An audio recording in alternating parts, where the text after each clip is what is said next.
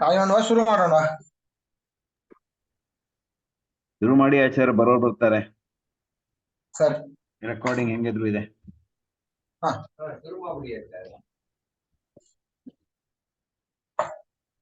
ನಾರಾಯಣಂ ನಿಖಿಲ ಪೂರ್ಣ ಗುಣೈಕದೇಹಂ ನಿರ್ದೋಷಮಪ್ಯತಮಖಿಲೈಸ್ವರ್ಗೈಃ ಅಸ್ಯೋದ್ಭವಾದಿದಮಶೇಷ ವಿಶೇಷತೋಪಿ ವನ್ಯಂ ಸದಾ ಪ್ರಿಯತಂ ನಮಸಂ ನಮಾಮಿ. ಅಭ್ರಮಂ ಭಂಗರಹಿತಂ ಅಜಡಂ ಹಿಮಲಂ ಸದಾ ಆನಂದತೀರ್ಥಮತುಳಂ ಭಜೇ ತಾಪತ್ರಯಾಪಹಂ. ಪೃಥ್ವೀಮಂಡಲಮಧ್ಯಸ್ಥಾಃ ಪೂರ್ಣಬೋಧಮತಾನುಗಾಃ ವೈಷ್ಣವಾಃ ವಿಷ್ಣುಹೃದಯಾಃ ತಾನ್ ನಮಸ್ಸೇ ಗುರೂನ್ ನಮ. ಶ್ರೀ ಗುರುಭ್ಯೋ ನಮಃ. ಹರಿ ಓಂ.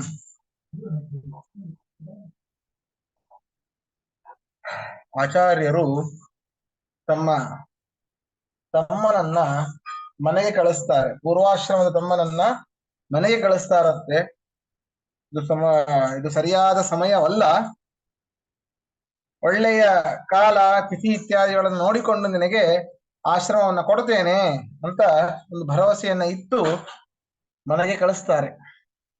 ಮುಂದೆ ಅವರು ಮನೆಗೆ ಬಂದು ಏನು ಮಾಡಿದರು ಅನ್ನುವುದನ್ನ ಈ ಮುಂದಿನ ಶ್ಲೋಕದಲ್ಲಿ 94ನೇ ಶ್ಲೋಕದಲ್ಲಿ ಹೇಳ್ತಾ ಇದ್ದಾರೆ ನೋಡಿ. ನ ಜಘಾಸ ನ ಸುಶ್ವಾಪ ನ ಜಹಾಸ ಸಧೀರಧೀಃ ಸಮಯಾರ್ಥಿ ಸ್ಮರನ್ ಜ್ಯೇಷ್ಠಂ ರಾಮಂ ರಾಮಾನುಜೋ ಯಥಾ.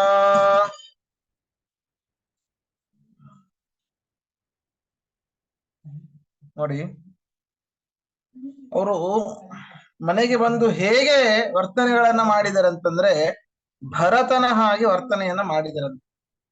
ಭರತ ತನ್ನ ಸೋದರ ಮಾವನ ಮನೆಯಲ್ಲಿ ಇದ್ದ. ಶ್ರೀರಾಮಚಂದ್ರ ವನವಾಸಕ್ಕೆ ಹೋಗುವಂತಹ ಸಮಯದಲ್ಲಿ ಅಲ್ಲಿ ಇದ್ದ, ವನವಾಸಕ್ಕೆ ಹೋಗಿದ್ದಾನೆ. ತದನಂತರ ಭರತ ಬಂದು ಅಣ್ಣ ತಿರುಗಿ ಮನೆಗೆ ಬಾ ಅಂತ ಹೇಳಿದಾಗ, ಇಲ್ಲ ನಾನು ಬರೋದಿಲ್ಲ, 14 ವರ್ಷ ವನವಾಸವನ್ನ ಮುಗಿಸಿಕೊಂಡು ಬರ್ತೇನೆ, ನೀನು ಹೋಗಿ ರಾಜ್ಯಭಾರವನ್ನ ಮಾಡು ಅಂತ ಹೇಳಿದಾಗ ಅವನ ಮಾತನ್ನ ಅಂಗೀಕರಿಸಿ ಮನೆಗೆ ಅರ್ಥಾತ್ ಆ ಅಯೋಧ್ಯೆಗೆ ಹೋಗಿ ಅವನು ಏನು ಮಾಡ್ದ ಗೊತ್ತಾ? ಅಣ್ಣನ ಒಂದು ಸಮಯವನ್ನೇ ನಿರೀಕ್ಷಿಸ್ತಾ ಇದ್ದ ಅಂತೆ. ಊಟ ಮಾಡಲಿಲ್ಲ, ನಿದ್ರಿಸಲಿಲ್ಲ, ನಗಲಿಲ್ಲ, ಯಾವ ರೀತಿಯ ಸಂತೋಷವಾದ ಕ್ರಿಯೆಯನ್ನ ಮಾಡಲೇ ಇಲ್ಲ, ಸುಖದಾಯಕವಾದ ಕ್ರಿಯೆಯನ್ನ ಮಾಡಲೇ ಇಲ್ಲ. ಹಾಗೆ ಯಾವ ಕ್ರಿಯೆಯನ್ನೂ ಮಾಡದೇನೆ, ತನ್ನ ಒಂದು ಶರೀರಕ್ಕೆ ಸುಖವನ್ನ ನೀಡದೇನೆ ರಾಮನ ಆಗಮನವನ್ನ ಅಪೇಕ್ಷಿಸುತ್ತಾ ಹೇಗೆ ಅಲ್ಲಿ ವಾಸ ಮಾಡಿದನೋ ಹಾಗೆ ಅದೇ ರೀತಿಯಾಗಿ ಈ ಒಂದು ಮಧ್ವಾಚಾರ್ಯರ ಪೂರ್ವಾಶ್ರಮದ ತಮ್ಮ ಆಚಾರ್ಯರ ಒಂದು ಅಪ್ಪಣೆಗಾಗಿ ಊಟ ಮಾಡಲಿಲ್ಲ, ನಿದ್ರಿಸಲಿಲ್ಲ, ನಗಲಿಲ್ಲ, ಯಾವುದೇ ರೀತಿಯಾದಂತಹ ವಿಷಯ ಭೋಗಗಳಲ್ಲಿ ಅವರನ್ನ ತಾವು ತೊಡಗಿಸ್ಕೊಳ್ಳಿಲ್ಲ. ಎಲ್ಲವನ್ನು ತೊರೆದು ಆಚಾರ್ಯರ ಒಂದು ಅಪ್ಪಣೆಗಾಗಿ, ಅವರು ನನಗೆ ಯಾವಾಗ ಸನ್ಯಾಸವನ್ನ ನೀಡುವರೋ, ಈ ರೀತಿ ಸನ್ಯಾಸ ನೀಡುವ ಮೂಲಕ ನನಗೆ ಯಾವಾಗ ಅವರ ಪರಮಾನುಗ್ರಹವಾಗುವುದೋ ಎಂಬುವಂತಹ ನಿರೀಕ್ಷಣೆಯಲ್ಲಿಯೇನೆ ಕಾಲ ಕಳೆದರು ಅಂತ ಇದರಲ್ಲಿ ಹೇಳ್ತಾ ಇದ್ದಾರೆ. ಪದಚ್ಛೇದ ನೋಡಿ. ನ ಜಘಾಸ ನ ಸುಶ್ವಾಪ ನ ಜಹಾಸ ಸಹ ಧೀರಧೀಹಿ ಸಮಯಾರ್ಥಿ ಸ್ಮರನ್ ಜ್ಯೇಷ್ಠಂ ರಾಮಂ ರಾಮಾನುಜಃ ಯಥಾ. ಅರ್ಥ ನೋಡಿ. ಜ್ಯೇಷ್ಠಂ ಸ್ಮರನ್, ಜ್ಯೇಷ್ಠಂ ಸ್ಮರನ್, ಅಣ್ಣಂದಿರಾದ ಶ್ರೀ ಮಧ್ವರನ್ನು ಸ್ಮರಿಸುತ್ತಾ ಇದ್ದ, ಅಣ್ಣಂದಿರಾದ ಶ್ರೀ ಮಧ್ವರನ್ನು ಸ್ಮರಿಸುತ್ತಾ ಇದ್ದ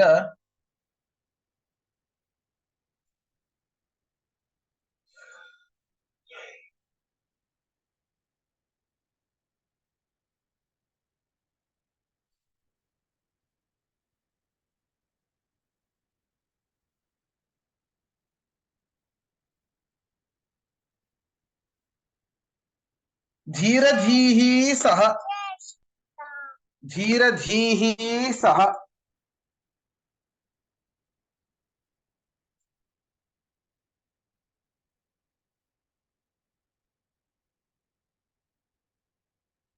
ಧೀರಧೀಹಿ ಸಹ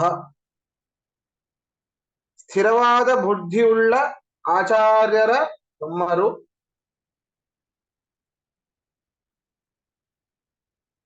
ಸ್ಥಿರವಾದ ಬುದ್ಧಿಯುಳ್ಳ ಆಚಾರ್ಯರ ತಮ್ಮರು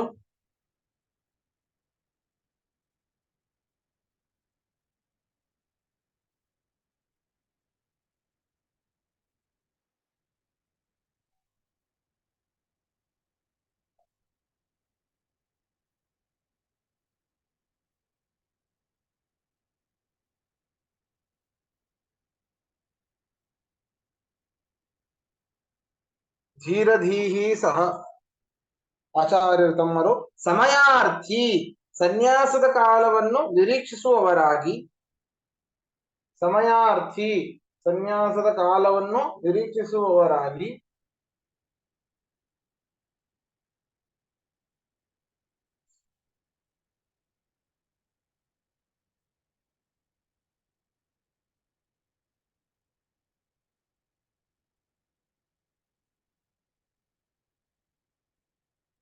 ಸನ್ಯಾಸದ ಕಾಲವನ್ನು ನಿರೀಕ್ಷಿಸುವವರಾಗಿ ರಾಮಾನುಜ ಯಥ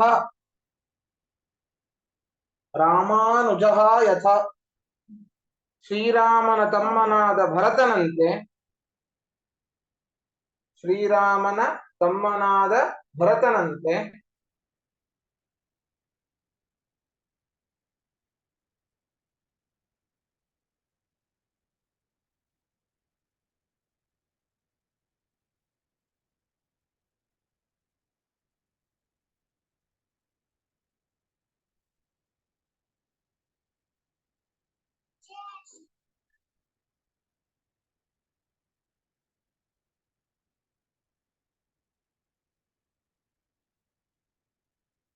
ಶ್ರೀರಾಮನ ತಮ್ಮನಾದ ಭರತನಂತೆ ನ ಜಘಾಸ ಊಟ ಮಾಡಲಿಲ್ಲ ನ ಜಘಾಸ ಊಟ ಮಾಡಲಿಲ್ಲ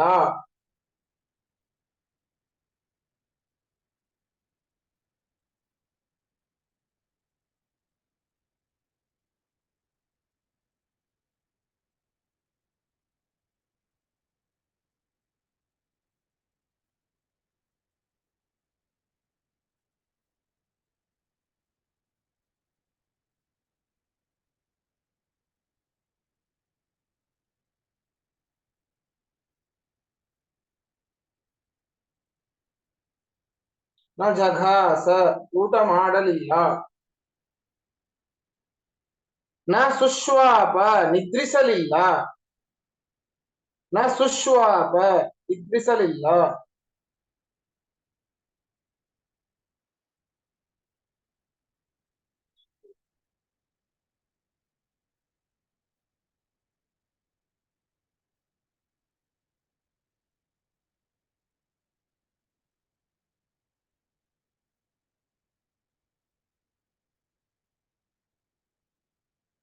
ನ ಸುಶ್ವಾಪ ನಿದ್ರಿಸಲಿಲ್ಲ ನ ಜಹಾಸ ನಗಲಿಲ್ಲ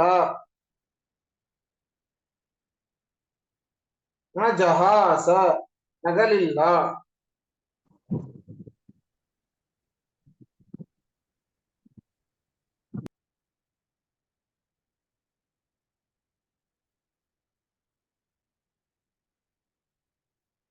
ನ ಜಹಾಸ ನಗಲಿಲ್ಲ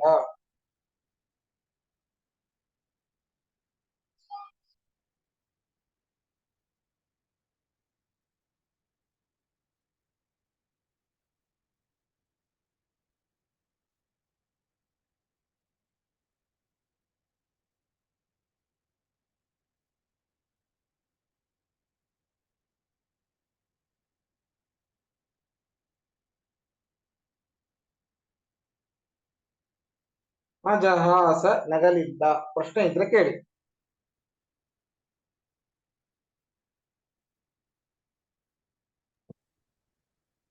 ಮುಖ್ಯ ಆಚಾರ್ಯ ಪ್ರಶ್ನೆ ಇದೆ. ಆದ್ರೆ ಹಾ ಡೈರೆಕ್ಟ್ಲಿ ಕೇಳಿ ಇವರು ವಿಷ್ಣು ತೀರ್ಥರು ಪೂರ್ವಾಶ್ರಮದಲ್ಲಿ ಸಂಸಾರಸ್ಥರು ರಾಯರ್ಥರ ಆಗಿದ್ರು ಅಥವಾ ಬಾಲ ಸನ್ಯಾಸಿನ? ಇಲ್ಲ, ಬಾಲ ಸನ್ಯಾಸಿನೇ. ಬಾಲ ಸನ್ಯಾಸಿನ. ಓಕೆ. ಇನ್ನೊಂದು ಫ್ಯಾಮಿಲಿನಲ್ಲಿ ಯಾರ್ಯಾರಿದ್ರು ಅಂತ ಬರೀ ಆ ಮಧ್ವಾಚಾರ್ಯರ ಹೆಸರು ನಮ್ಗೆ ಗೊತ್ತು, ಅಷ್ಟ ಹೆಸರು ಗೊತ್ತು. ತಂದೆ ಹೆಸರು ಗೊತ್ತಿಲ್ಲ, ತಮ್ಮನ ಹೆಸರು ಗೊತ್ತಿಲ್ಲ.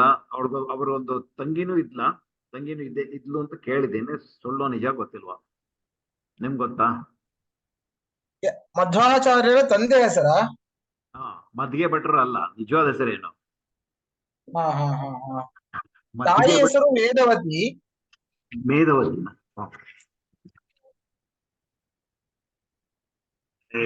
ಇವ್ರದ್ದು ತಂದೆ ಹೆಸರು ಎಲ್ಲೂ ಸರಿ ಪಬ್ಲಿಷ್ ಮಾಡಿಲ್ಲ. ಎಲ್ಲೋ ನಾರಾಯಣ್ ಭಟ್ರು ಅಂತ ಎಲ್ಲ ಕೇಳಿದೆ. ಕಡೆಯಲ್ಲೂ ಮಜ್ಜಿಗೆ ಭಟ್ಟರು, ನಡುಮನೆ ಭಟ್ಟರು ಅಂತಾನೆ ಪ್ರಸಿದ್ಧ. ಹಾ, ಅದೇ ಅವ್ರಿಗೂ ಒಂದು ಹೆಸರು ಇರ್ಬೇಕಲ್ಲ. ಹೌದೌದು, ಇದೆ ಇದೆ ಇದೆ, ಪಕ್ಕ ಇದೆ. ಹಾ. ಆಮೇಲೆ ಇವ್ರದ್ದು ಪೂರ್ವಾಶ್ರಮದ ಹೆಸರು ಗೊತ್ತಿಲ್ಲ. ಮತ್ತೆ ಇವ್ರದ್ದು ಅವ್ರಿಗೆ ತಂಗಿ ಒಬ್ರು ಇದ್ರೆ ಅಥವಾ ಅದನ್ನು ಇಲ್ವಾ?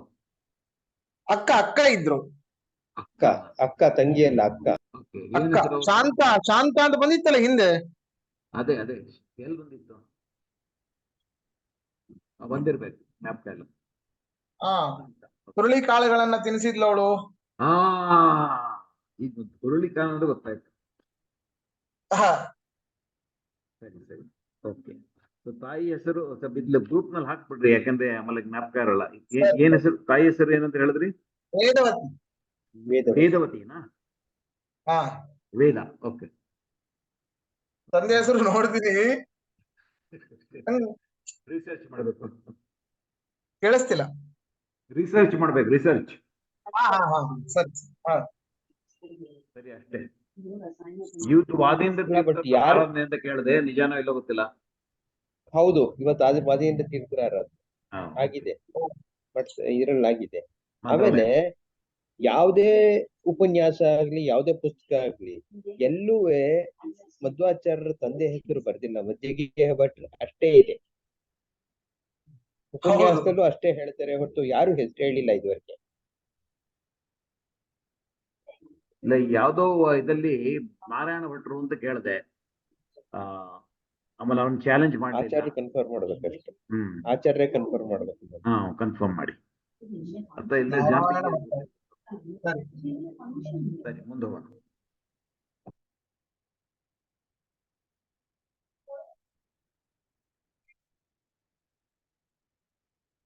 ಸರಿ, ಮುಂದಿನ ಶ್ಲೋಕಕ್ಕೆ ಹೋಗೋಣ. ರಾಜ್ಯೇ ಕಥಂಚಿತ್ ಸಂಸ್ಥಾಪ್ಯ ರಾಜಾನಂ ವಿರಹಾರ್ದಿತಂ ಅವತಾರ ಭುವಂ ಪ್ರಾಯಾತ್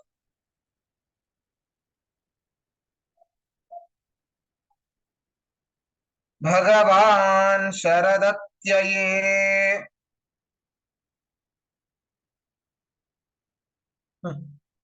ನೋಡಿ, ಆಚಾರ್ಯರು ಶರದ್ ಋತುವಿನ ಕಾರ್ತೀಕ ಮಾಸದಲ್ಲಿ ಚಾತುರ್ಮಾಸ್ಯ ಕಾಲ ಮುಗಿದು ಹೋಗುತ್ತವಾಗ ಕಳೆದ ಮೇಲೆ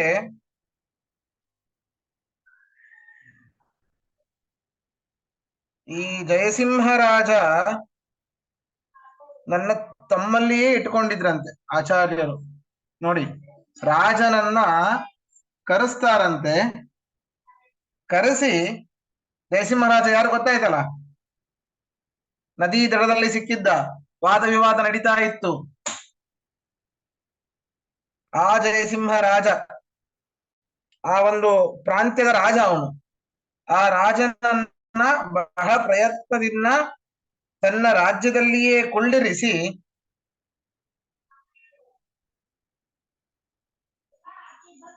ಈ ತಮ್ಮ ಅವತಾರ ಸ್ಥಳವಾದ ಪಾಜಕ ಕ್ಷೇತ್ರಕ್ಕೆ ಆಚಾರ್ಯರು ಬರ್ತಾರಂತೆ. ಅವರು ಕುಳಿತಿರುವಂತದ್ದು ಕೂಡ ಜಯಸಿಂಹರಾಜನ ಒಂದು ಬೇಡಿಕೆಯ ಮೇಲೆ.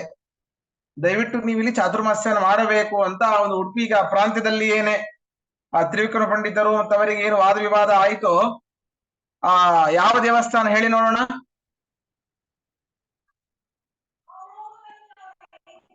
ವಿಜಯಮಂಗಲ, Vishnumangala. Vishnumangala, sorry. Good good, super. ಅಲ್ಲಿಯೇನೆ ಅವರು ಕಾರ್ತಿಕ ಚಾತುರ್ಮಾಸ್ಯವನ್ನು ಮುಗಿಸಿದ್ದಾರೆ. ಬಹಳ ಕಷ್ಟದಿಂದ ಇಟ್ಕೊಂಡಿದ್ದ. ಸನ್ಯಾಸಿಗಳು ಒಂದು ಕಡೆ ಕೂಡೋ ಸಾಧ್ಯವೇ ಇಲ್ಲ. ಅದು ಮನೋಜವಂ ಮಾರುತ ತುಲ್ಯ ವೇಗಂ. ಸಾಧ್ಯನಾ? ಅವರನ್ನೇ ವಾಯುದೇವರನ್ನ ಹಿಡಿಲಿಕ್ಕೆ ಸಾಧ್ಯನಾ? ಸಾಧ್ಯವೇ ಇಲ್ಲ. ಸಂಚಾರ ಮಾಡ್ತಾನೇ ಇರ್ತಾರೆ. ಅಂಥವರನ್ನು ಕಟ್ಟಿ ಹಾಕಿದ್ದ. ಅರ್ಥಾತ್ ಅವರ ಒಂದು ಆ ಜಯಸಿಂಹರಾಜನ ಭಕ್ತಿಯ ಪಾಶಕ್ಕೆ ಇವರು ಸಿಲುಕಿದ್ದರು ಅಂತಂದ್ರೆ ಅವನು ಎಷ್ಟು ಭಕ್ತಿ ಮಾಡಿರ್ಲಿಕ್ಕಿಲ್ಲ ಆಚಾರ್ಯರ ಮೇಲೆ. ಅವನ ಒಂದು ಕೋರಿಕೆಯಿಂದ ಅಲ್ಲಿ ಚಾತುರ್ಮಾಸ್ಯವನ್ನ ಮುಗಿಸಿ, ತದನಂತರ ತಮ್ಮನಿಗೆ ಮಾತು ಕೊಟ್ಟ ಹಾಗೆ ಚಾತುರ್ಮಾಸ್ಯದ ನಂತರ ಅವರ ಒಂದು ಅವತಾರ ಭೂಮಿಯಾದ ಪಾಶೆ ಕ್ಷೇತ್ರಕ್ಕೆ ಆಚಾರ್ಯರು ಬಂದರು ಅಂತ ಈ ಶ್ಲೋಕದಲ್ಲಿ ಹೇಳ್ತಾ ಇದ್ದಾರೆ. ಪದಚ್ಛೇದ ನೋಡಿ. ರಾಜ್ಯೆ ಕಥಂಚಿತ್ ಸಂಸ್ಥಾಪ್ಯ ರಾಜಧಾನಂ ವಿರಹಾರ್ದಿತಂ ಅವತಾರ ಭುವಂ ಪ್ರಾಯಾತ್ ಭಗವಾನ್ ಶರದತ್ಯಯೇ. ಅನ್ವಯ ನೋಡಿ. ವಿರಹಾರ್ದಿತಂ, ವಿಯೋಗದಿಂದ ದುಃಖಗೊಂಡ,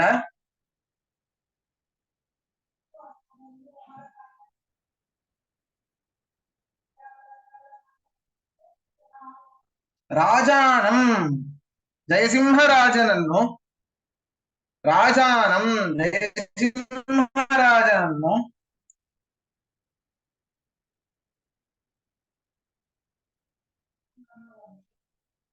ಕಥಂಚಿತ್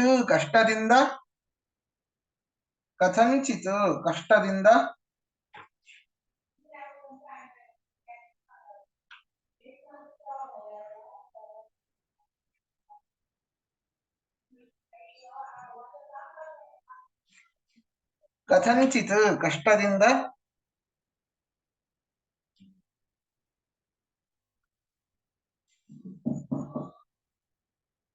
ರಾಜ್ಯೇ ಸಂಸ್ಥಾಪ್ಯ ಅವನ ರಾಜ್ಯದಲ್ಲಿ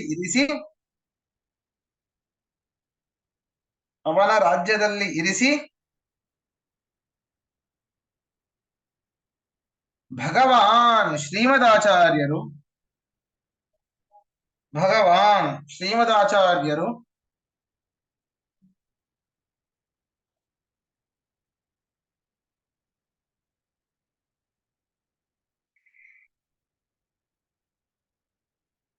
ಶರದತ್ಯಯೇ ಶರದೃತುವಿನ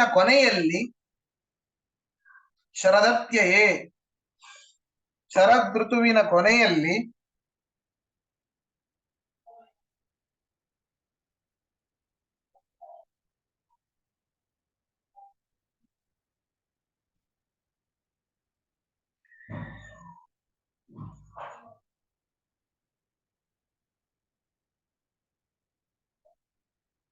ಅವತಾರ ಭುವಂ ತಾವು ಅವತರಿಸಿದ ಪಾಜಕ ಕ್ಷೇತ್ರಕ್ಕೆ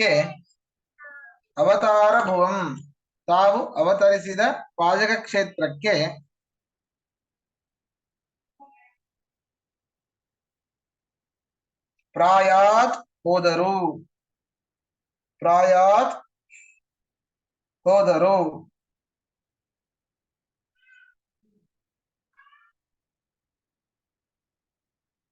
ಪ್ರಶ್ನೆ ಇದ್ರೆ ಕೇಳಿ.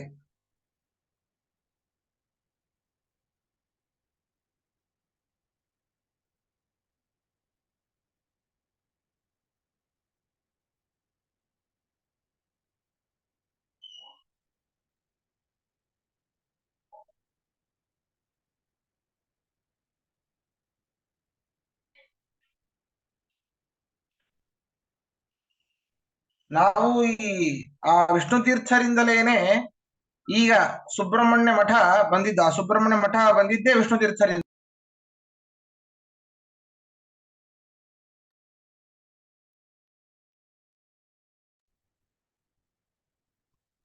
ಮೂಲ ಪುರುಷರು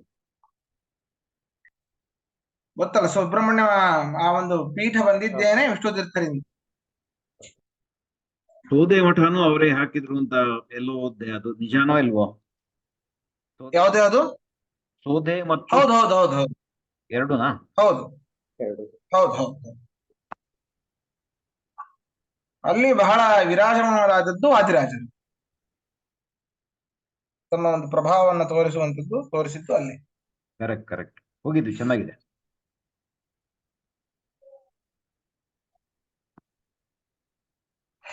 ಸರಿ, ಸಮಯ ಇಲ್ಲ, ಮತ್ತೆ ಮುಂದಿನ ಶ್ಲೋಕ ಸೋಮವಾರ ಮಾಡೋಣ. ಶ್ರೀ ಕೃಷ್ಣಾರ್ಪಣಮಸ್ತು. ಮಧ್ವೇಶ. ಶ್ರೀಕೃಷ್ಣಾರ್ಪಣಮಸ್ತು. ನಮಸ್ಕಾರ. ಕೃಷ್ಣ.